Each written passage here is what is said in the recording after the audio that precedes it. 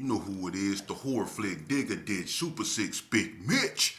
And I'm kicking in those with those three O's. And I'm bringing 28 101s because we Vegas Sons, it's the Chronicles. And you in the Meadowlands. Yeah, you in the Meadows, man. And you already know what made me. 530, what that mean? Oh, that boy, Desert Baby.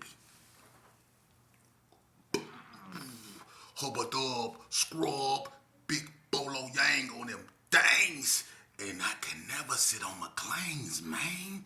Nah, welcome to Vegas Chronicles with the whole Super 6, Mr. Digger Ditch, Big Mitch. And today, like any other day, y'all know what we do. We kick actual factuals with no additives, no preservatives, just raw and uncut. Like what? Like summer sausages and crackers. You already know. Shout out to everybody that's been supporting my platform. Shout out to everybody that's been rocking with me. Man, look, first of all, let me say this. Shout out to the Crenshaws. You know what I mean? They got at me and say, one of them said, I find it funny that you mentioned, all these other small gangs, but you failed to mention the Crenshaws, and 6 of us was locked up with you.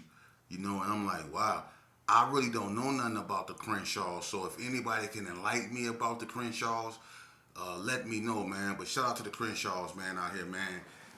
No disrespect, man.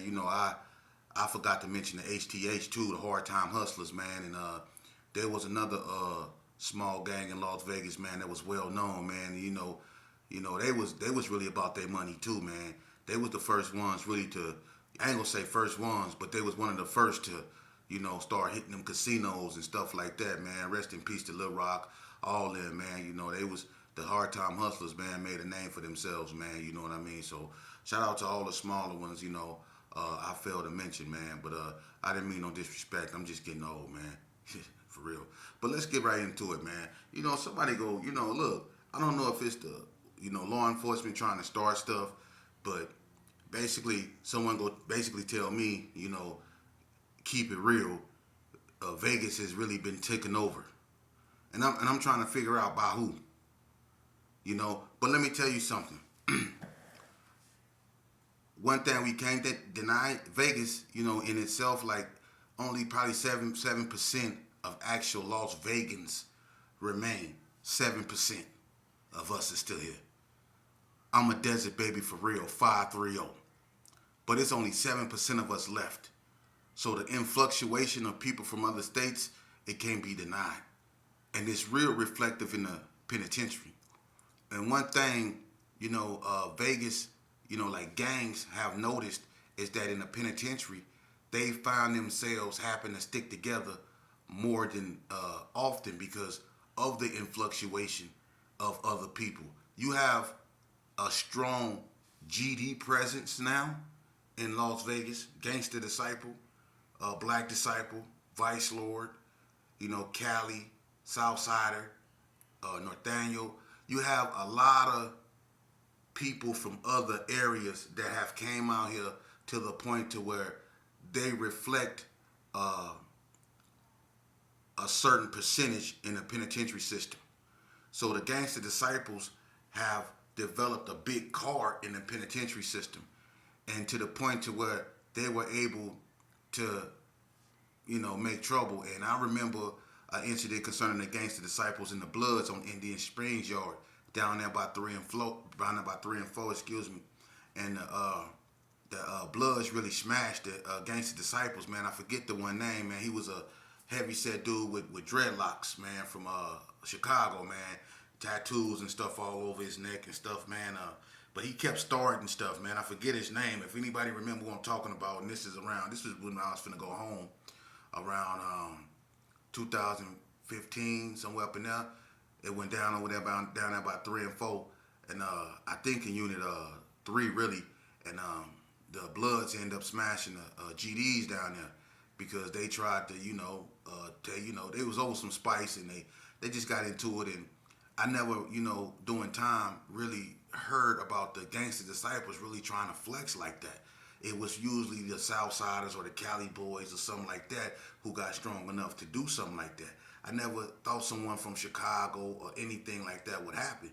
The only people that ever tried to come and take over a yard was the DC boys, and that didn't end too well for them, But now you have GDs and stuff like that that's out here, man, and they have a strong presence in the penitentiary system. So cats from Vegas, whether Blood, Crip, or whatever, they didn't find themselves on the same team more than often. You know what I mean? And it's didn't come to that point now because of the influctuation of people from other states out here in Nevada. You know what I mean? So to that extent, man, it is what it is. You know, ain't nothing you can do about that. But as far as people coming out here and taking over, there is not one neighborhood in Las Vegas that someone can say that they came out here and took over. That's a bold-faced lie. And it's not to say that anyone is anything other than, you know, what it is. Have no one ever came out here and didn't no one ever even attempt to come in Herbert Gerson to take it over. So that's null and void. No one never attempted that. No one never went on Donna and tried to take over Donna. No one never went in Marble Manor and tried to take over Marble Manor. You know, no one never went in Sherman Garden and tried to take over Sherman Garden. No one never went into Madison Terrace and really just tried to take over Madison Terrace. You know, no one ever did that from out of town. The only people that ever came out here and tried to carve them an area on the west side was the Backstreets. And it didn't end that. It didn't end well. And you know, it was war behind that. And it was ugly, but it didn't end well for them. You know?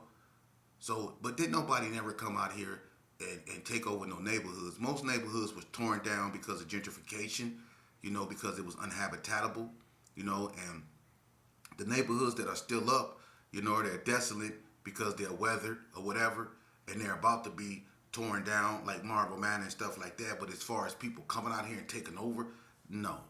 People need to stop that, man. Now, when you're talking about Naked City, over there off Van Patten, you know, and Twain and what you call it other area, Twain and Sierra Vista and places like that, you know, Cali and you know, people from everywhere, Detroit, they had a strong presence out there, but we consider that like the outskirts, you know, because most of the hoods in Vegas is centered, you know, really on the west side and in Northtown and some on the east, you know, but we considered all, you know, places like that, you know, outskirts, you know, but that's where a lot of the people from out of town go. Boy, as far as people taking over Vegas, man, y'all need to stop that. Not at all. Not at all. No one came out here and never took over Vegas, man. And you know, one thing about Las Vegas destroyed Las Vegas. The gangs out here destroyed themselves. Didn't nobody come out here and destroy Las Vegas, man. You know, when it comes to California, a lot of dudes from California, the majority of dudes from California come out here and look at Vegas as another part of Cali. You know, they got family out here, man. You know, they come out here, man, and they look at it as another part of Cali, man. You know, Vegas is Vegas, man. But as far as people coming out here and pushing up on people, no, man. You know, and it shouldn't be like that. Nowhere. You know what I mean? Because ain't nobody gonna let no one come in their town and bully them. Some people have, but most people not gonna let that happen, man. You know? So, nah, man. That never happened. But moving on from that, man.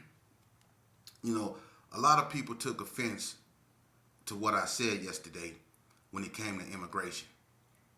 And a lot of people didn't like the fact that I said that blacks should focus on blacks and let whatever happen, happen, you know. But what people don't understand is that, you know, for far too long, man, we as black people have allowed ourselves to be the forefront of other people's struggles and wars, man, at the expense of our own. You know, you can't get mad at me for telling my people to put the focus back on themselves. You can't be mad at me for that. You know, because I don't think nobody over here in America really is suffering the way my people are suffering. Externally and internally. Blacks over here in America we are suffering, man. And we are the medicine. We are the medicine to our own sickness. As soon as we can accept the fact that black on black crime is a serious problem that we have to deal with, that we need to address, not the government, that we need to address. You know, we need to stop these unalivings of our little black boys and brown boys out here in the street. We need to stop that. You know, we need to realize the political power that we yield, man. And when people don't people don't hold our values or represent us in a respectful manner, and people don't respect us or give us the dignity that we deserve, that our ancestors fought for, then we should boycott them. We shouldn't spend our money with them. We should start defunding people who don't represent us, man. We should start reinvesting in our own communities, man, with the power that we have, the political power, the potential of the political power that we have, man, that we allow our politicians to give away. They sold us out, and we allowed ourselves to be sold out, but we can take the helm back. We that powerful. The youth up out here, they looking for something else to do. A lot of youth don't want to be in these streets no more, man. They reach out to me. They talk to me. They let me know, man, they want to do something else. They don't want to be thugs no more. They see what thugs end up. A lot of them really love their mamas. A lot of them really love their children. A lot of them see what's going on in the streets. A lot of them that lost childhood friends already. These youngsters don't want to live a life of crime, criminality like this, man. These youngsters is looking for a way out. But we not showing them a way out because we still stuck in the same thing they doing, man. And then a lot of us, we pretend we for the solution. We pretend we want to help, but at the same time, when the lights go off or when people got their backs turned, we still with that putting it on a big B or putting it on a big C or putting it on the crown and all that old stuff, man. We still with that bullcrap, man. For real. You know? And I salute the platforms, man, that shine a light on this, man. And not just a light on this. People, look, they want us to help them. You know, now that things are not in their favor. But remember, before this was all going on, it was just a big old controversy with Fat Joe claiming that Hispanics helped created hip-hop. Now they want to take one of the most valuable things, one of the most instrumental things that kept us as a people united. It divided us in the end because of that thing called gangster rap. But before gangster rap, rap was conscious. It was something, it was the glue that kept our communities together in a sense. It was the spirituality of healing when we were going and suffering through the civil rights movement. The little women of bombing the Birmingham, Alabama, when them 4 little black girls got in that church. What did they do? They went to the church and they praised it. They sung like they never sung before. Our music, especially the conscious rap. Now they want to say that they helped invent that. Come on, man. They want to take everything that we started. For real. Come on, man. But now they want to help us.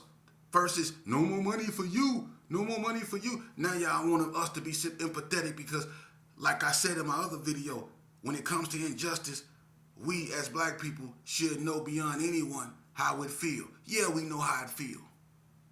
We know how it feel to be betrayed. We know how it feel to be lied to. We know how it feel to have a whole nation turn their back on you and treat you less or worse than a dog. Yeah, we know how that feel, and we overcame that. We overcame that. The biggest hindrance of black people in America is black people. And soon as black people realize that, we'll be a force, an unstoppable force. The money that we put in this economic system, the money that we contribute to the American economy, if we take that money and create our own economy, well, how you do that? The same way our great-grandmas and grandmas did it. We start back toiling the soil, man. That's what we do. We start purchasing land. You see? Some people are already doing it on the low. You see? We start helping building up black businesses. We start producing entrepreneurs. We start teaching our youth entrepreneurship. We start bringing them up as when they seize and teaching them about entrepreneurship, how to be CEOs, not rappers. I don't want my child growing up believing that the American dream is for him to be on the field catching the football. Sports is cool. And if that's, a person's journey, that's a person's journey. But my child, I want him to also know that he can be a CEO of a corporation, that he could be president of the United States of America, that he could be anything that he want to be. We need to change the narrative, man. Black people are the only hinderers of black people. If our ancestors can overcome Jim Crow and black codes, if they can overcome them type of injustices, 1857 Dred Scott decisions, 1896 Plessy versus Ferguson, if they can overcome that, they can overcome nothing. They can overcome anything, because that shows the resilience of our people, man. But we have to want to. We have to have the wanting to do that. We have to look ourselves in the mirror and forgive ourselves for what we did to one another. And once we learn to forgive ourselves, then we can approach one another and talk to one another and not at one another. We can reconnect as a people and come up with an agenda so our children can have a future. So we know that we have something to invest to, because we don't have, look, man, we have too many black millionaires for us not to have a black bank. We have too many black billionaires for us to not have a black bank. We don't invest in ourselves, man. We take all our money and we put it in other people's banks.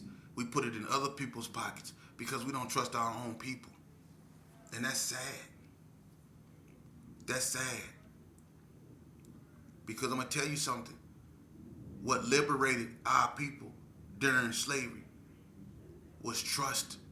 Because they knew when they ain't had nothing, they was all they had, and they had no other choice but to trust one another. They ain't had no other choice.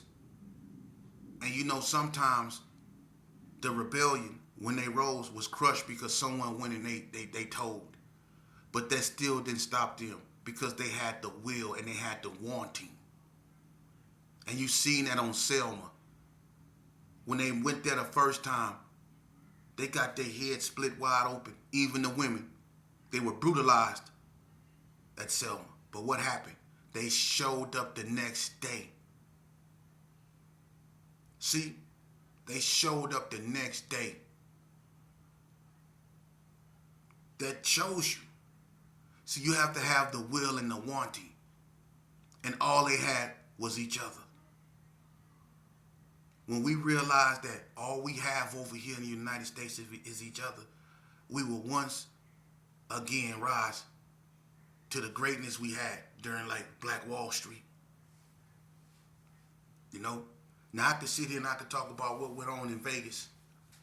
What went on with the NTGs and the Gershons. That was sad, because that sent a lot of mamas to funerals. What went on with the Gershons and the Donna Streets. What went on with the West Coast Bloods and the Donna Streets, the 60s and the Gersons, the 60s and the NTGs. It didn't do nothing but send mamas to funerals. That's all that did. Did nobody win? We just suffered loss at the hands of ourselves, and we can't blame that on no other body. We can't blame that on no other race. All that destruction that we caused in the street when we was cheering on our neighborhoods, when we was locked up or out here, y'all was cheering for your neighborhood to go over there and do damage, and then they was coming over here and doing damage. When we was going back and forth not thinking, these are lives that can't be replaced. These are daddies that's gonna be without their children because they're gone. We never thought about that children are gonna grow up without their fathers. You know? And there's so many children running around here without their fathers because of gang violence. You see? And you wonder why these youngsters got so much anger. Look at how many of their fathers died or were unalived. Think about it. When I make these videos, man, I make them to teach, to show you, to put a spotlight on what people don't want you to see. They don't want these youngsters to know that y'all being set up for failure, and it ain't always, you know, the white man. We have to look in the mirror sometimes because we have a choice. It don't matter what they putting in our neighborhood. We have a choice to pick it up and shoot it or pick it up and sell it. We have a choice, or we can pick it up and throw it in a trash can. We have a choice. You see, it don't matter what they put in our neighborhood. We have a choice. You see, if they parking vans in our neighborhood and they putting stuff up over there, then we keep it and we protect our women with it. That's what we do. You know? But I'm going to tell you something, man. When we start using the bathroom outside, spray painting up our walls, throwing 40-ounce bottles on the grass, on the ground, and, jumping on people just for coming in our neighborhood, man, we start acting like feral animals, man, in our neighborhoods, man. Our behavior. You see? We have nobody to blame but ourselves, man, because that's not what our grandmothers and mothers taught us. They never taught us to act like that. We chose to. Now we need to choose to right our wrongs. We need to choose to be upright men again. We need to choose to accept responsibility for what we done to one another before we demand other people to accept responsibility for what they did to us. We need to rectify our own mistakes, man. Now, I don't know. I ain't trying to turn this into no church ceremony or nothing like that. I'm just stating the facts, man. I'm stating the facts. For real. Y'all got children out there and y'all want them to live. You know how many people my age that buried their sons and daughters at the hands of drugs, gang banging, and other unfortunate circumstances? Stuff that they tried to get away from, stuff that they tried to get their families away from, only to have their own child succumb to the same game they once played. You know how many mothers and fathers are out here? They done lost their greatest accomplishment, a void that can't never be filled. Who go help them with that? And 9 times out of 10, the perpetrator of it probably was a little boy who she known, who mother she grew up with, who father she probably grew up with. You see? But now all she left with is pictures and memories. We don't think about that, man. It's a lot of healing that need to go on in our neighborhood, but it's a lot of acceptance that we need to do first. We need to accept the fact that we are reliable for a lot of carnage that went on in our neighborhood. We are responsible for that. We need to come to terms with that first and foremost, man. For real. Then we can understand why these youngsters are so mad. For real. They don't see the love. They don't see the loyalty. They don't see the trust. All they see is backdooring, old men arguing, old man trying to stay relevant, old man just being scandalous. They not gonna respect that, man. These youngsters ain't dumb. They see what a lot of these cats is doing. That's why they don't respect a lot of OGs. That's why they say they don't have OGs. Because OGs don't act like OGs, man. Because if we was real OGs, half these youngsters would be in college, not in the streets. If we was real OGs, man, we'll be taking a stand against what's going on, because this thing done got too out of hand, man. It has. For real. It was stupid enough that we did what we did behind some bull crap. Because half the stuff we got into it about was over females or some crumbs. We had each other throat over some females, over some crumbs, man. One too many people out here truly, thoroughly gang banging, man. Nah. You had those that was, but then you had a whole bunch that wasn't. And you had a whole bunch of dudes that wouldn't bust a grape, but had hoods at war with each other because he lost his girlfriend. Now he got 2 whole hoods at war because he couldn't handle another dude taking his girlfriend. Now it's all out war. That's why a lot of things happen out here, man. Don't let nobody lie to you and tell you don't. A lot of guys, it ain't just out here. It's in other places too. 9 times out of 10, when stuff happens, it's a female somewhere involved, or it's a good girl going bad. It's some money, some crumbs. Ain't nothing worth taking someone's life, man. For real. Now, we need to come to terms with that. We do. And I ain't mean no disrespect when I say black people need to focus on them. I ain't saying that, we shouldn't, be mindful of what's going on with immigration. But to make that our fight, come on, man. We got an inner fight that's going on that we losing. How can we ever be?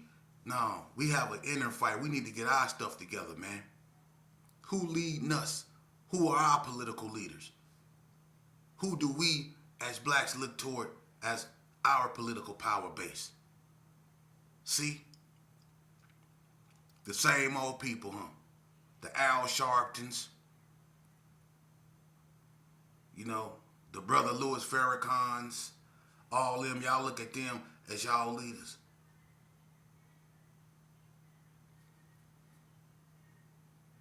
Come on, man. We all leaders, man. We all got ideas. We just not using them. We not. Because we too caught up in following the trend, and the trend is to be on social media with your chest poked out, telling somebody to pull up or take that fade.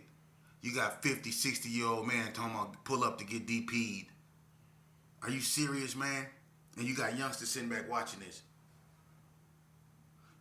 Pull up to get DP'd. If y'all put as much energy as y'all do in trying to smut each other on the internet, if y'all took that energy and y'all put that into raising your kids and showing them why they shouldn't gang